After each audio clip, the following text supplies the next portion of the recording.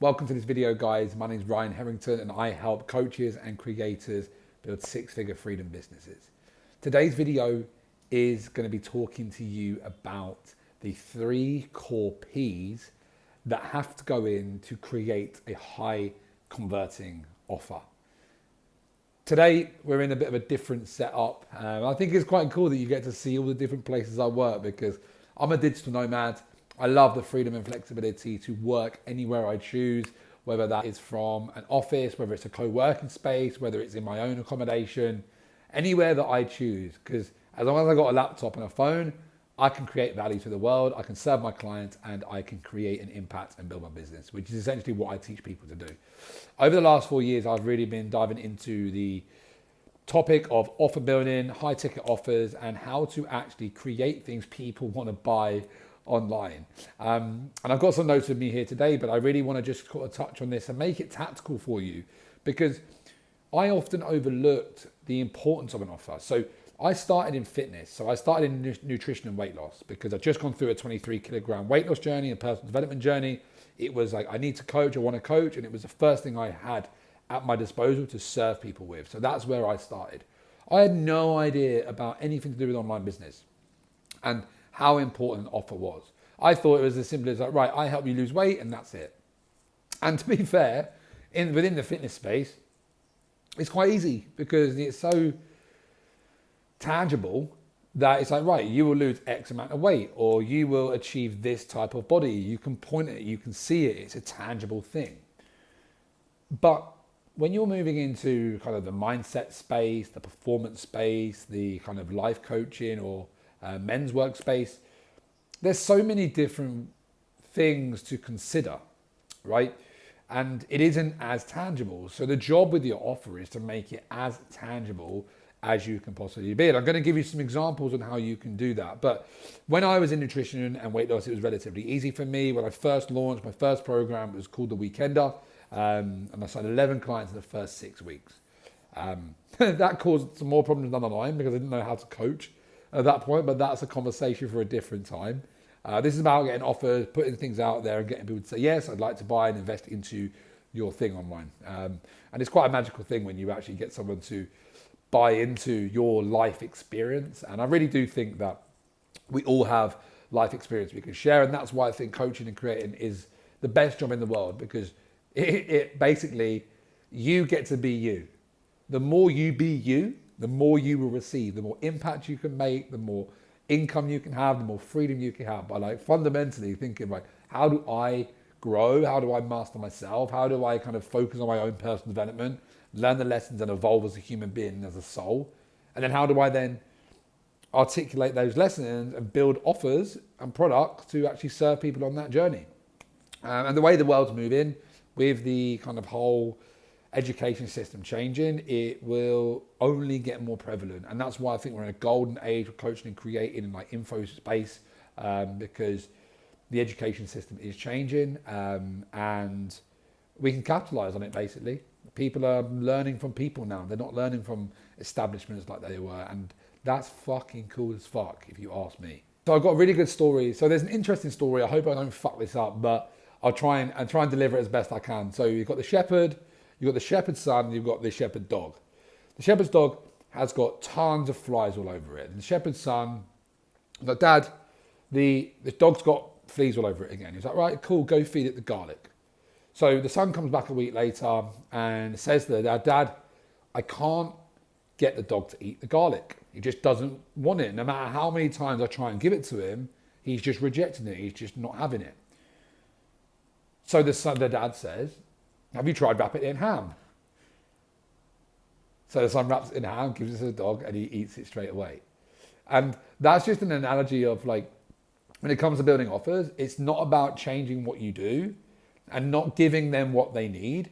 It's about wrapping it up in a way that perfectly meets what they want so they can consume it, so they can say yes, and so they can actually enjoy it so that they get bought into the process, okay? So what I see in most people is really that they struggle with articulating what it is. They know what it is and they know the journey. And there's a thing called the curse of knowledge where it's that because you have so much competence in that area now, you can forget what it's like to not know what you know and lose a sense of empathy for that person as in how much of a struggle it can be for the person to overcome that problems.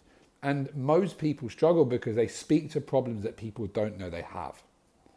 So let's take, for example, a business owner, right, who wants to progress in his career, but wants to progress in his business, but is hit a glass ceiling. And let's say you're a mindset performance coach. That business coach isn't thinking, oh my God, I've hit my glass ceiling. Oh my God, I've hit my glass ceiling. That business owner is thinking, fuck, I don't have enough time in the day. I don't have enough time. Like every day I lose, my day runs away from me. And a performance coach is like, right, you've hit your glass ceiling. I was like, well, I haven't, because I didn't even know that. But I do know I haven't got enough time. So speaking to the problem that they know they have is the key, not speaking to a problem that you know they have, speaking to a problem that they know they have, right? So there's kind of three kind of key P's for this. And number one is the promise. And the promise is around really what gets done, right? What is the solution that you're solving? What is a conscious pain that they know they're in and the conscious solution that they know they're working towards? We have these like big aspirational goals, right? So they have the big aspiration, the big transformations, and that's essentially this long-term aspirational self that people are working towards. But they don't buy that, right? Because it's not tangible enough. So what we need to do is kind of bring that back in and make the promise believable for where they are at in their journey and where they consciously know or believe that they can achieve it, and make it within a time frame that they believe is possible for them and solves the pain that they are in. And we go back to that business owner for the mindset and performance coach, right? So you could say to this person, right, you've hit the glass ceiling, you know you want to kind of make six figures, you know you want to be free and have 25 hours a week and spend time with your family, but right now you don't have enough time. So what we're going to do over the next 12 weeks, we're going to trim 10 hours back from your work schedule by increasing your performance, increasing your productivity, and making sure you're smarter with your meeting times.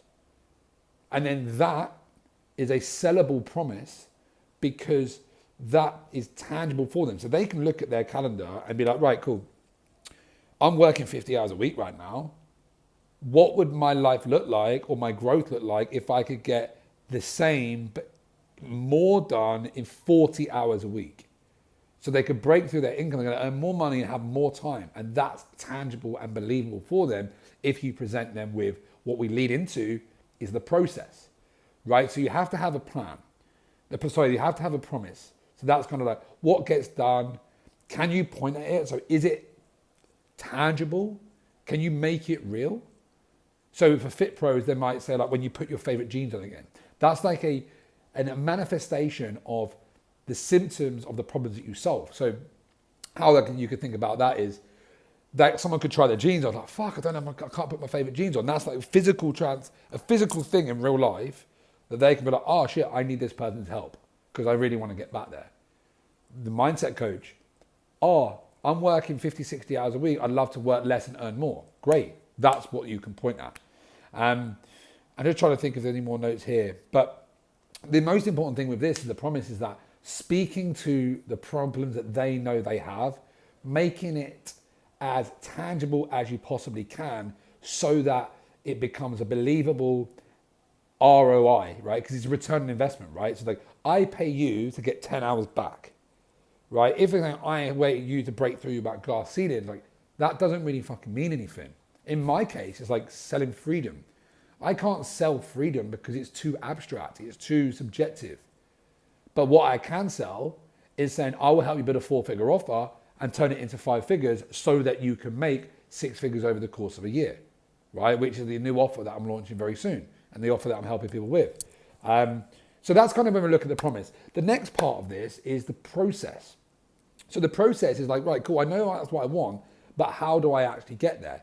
How is that logical journey going to go? Because you can say, right, I'm going to get you that, but then the brain is still, there's a dissonance in the brain of like, well, how are you going to do that? What happens first? What happens after that? In what time frame are we going to do it? What are the things that we have to focus on to get there, right? So we have to create a clear picture in the minds of our prospects of what that journey would look like. So for example, Mindset Performance Coach, we're going to help busy business owners that are working 50 hours a week, reduce their work week by 10 hours so they can earn more and work less. Cool. That's great, right? Thank you. How are we going to do that, right? Number one, we're going to actually get super clear on your own performance, right? So number one is you, the self, because if you are operating more energetically, you're going to have more focus, you're going to get more done. And the things that might be taking you 2 hours, you can trim them back to an hour because you're more productive, you're getting less distracted. The second thing we're going to do is build in high performance habits so that now we know what you need to do.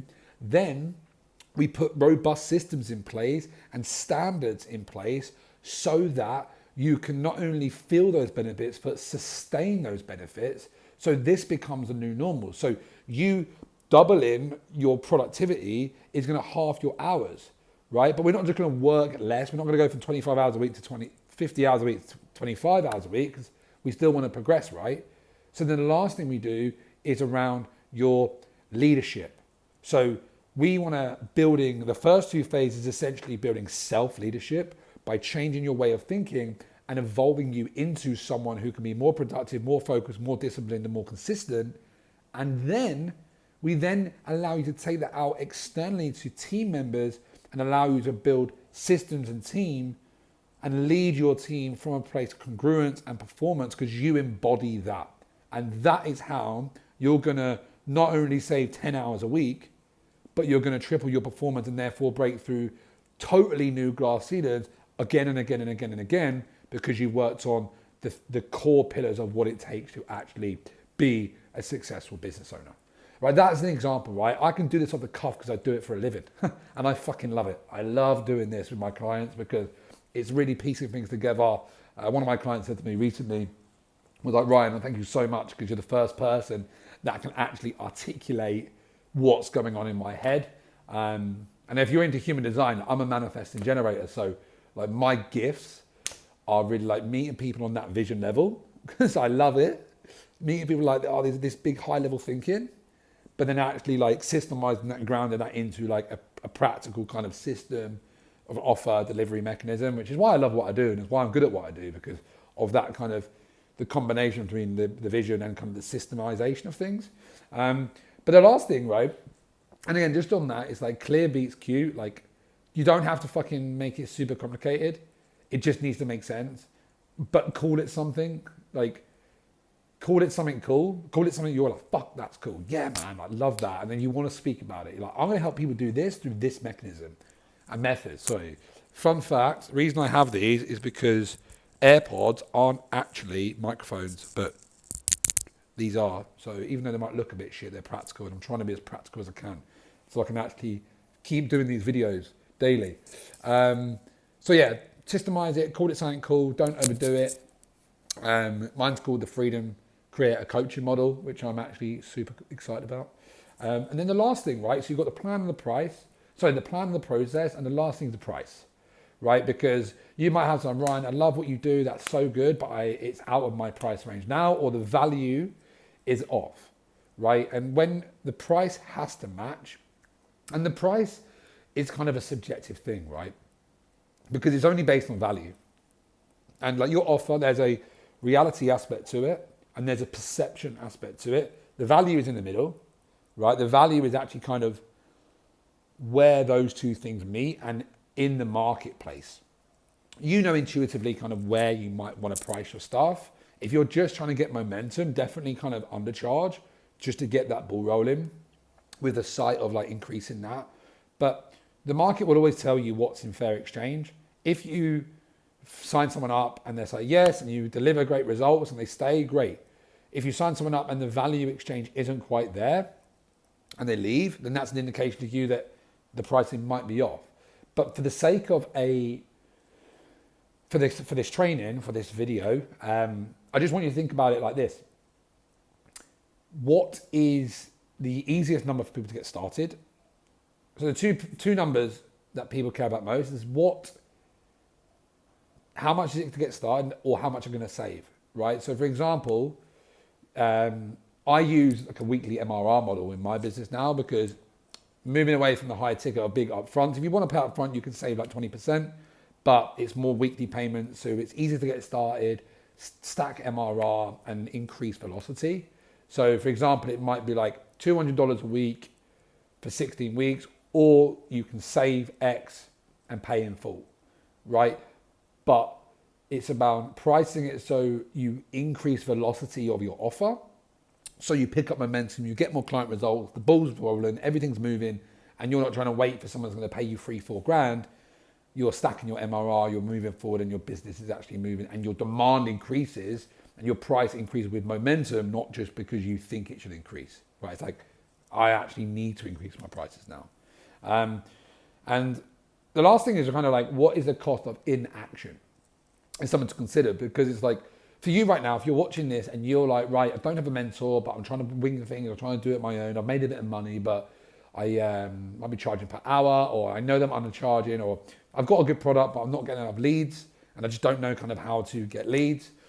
Then let's say, for example, right now, the cost of inaction of you not working with someone like myself or a mentor is the money that's being left on the table, right? So for the first 8 weeks inside of the new offer, it's going to be like, right, we're going to get you five figures in the first 8 weeks. Build your 4-figure offer and turn that into 5 figures over the course of 8 weeks, right? Do a couple of promotional cycles, get some low-hanging fruit with an upgraded offer. Then it's a very simple process. But is that a 5 figures of deficit for you? Maybe. It might not be. It might be. But that's kind of something that I could use in my marketing. And again, I want this to be a transparent dialogue, because I've got nothing to hide with you guys, because I want to be as raw and authentic as I can, and that's just kind of how I can use it in my business. Let's go back to the mindset coach though. So let's say, for example, this guy's working 50 hours a week and he is making 50 grand a year, 50 hours a week. Cool. All right, sweet, mate. So look, in 6 months' time, if you could double your performance, if you can double your performance and save more hours back, and you're working 40 hours a week, and if you doubled your performance and you're already making 50 grand a year, but you could argue that's going to be 6 figures a year, then that could be a 50 grand problem that you're solving per year, right? By not taking action. And you can say, look, it will cost you 3 grand over the course of 3 months. You can pay it in £250 a week or $250 a week, however you want to set it up. But it's just important for the price to kind of be in the conversation, in your mind, to convert. So I've waffled on a little bit with those guys, but I hope you found this useful. So this is kind of the 3 Ps, the promise, really articulating the long-term aspirations, but then bringing it back about the tangible results within a time frame, solving the conscious pains that they have, giving them the solution of what they want that's going to lead them into that next stage and bigger aspirations. Then we do the process. Okay, great, this is how we're going to do this, by these 3 things, and this is how it works. This is kind of why it's important, and this is what you get. You get X amount of calls, this, that, and the other. If you get the first thing right, this is kind of logistical. And then the last thing is the price, just meeting that price at the kind of the right point in your marketplace, whatever that marketplace is. So guys, I hope you found that useful. If you did, please let me know in the comments so I can do more of these. A bit of a different setup today, a bit more tactical, but I will hope you enjoyed it, and I'll see you on the next one.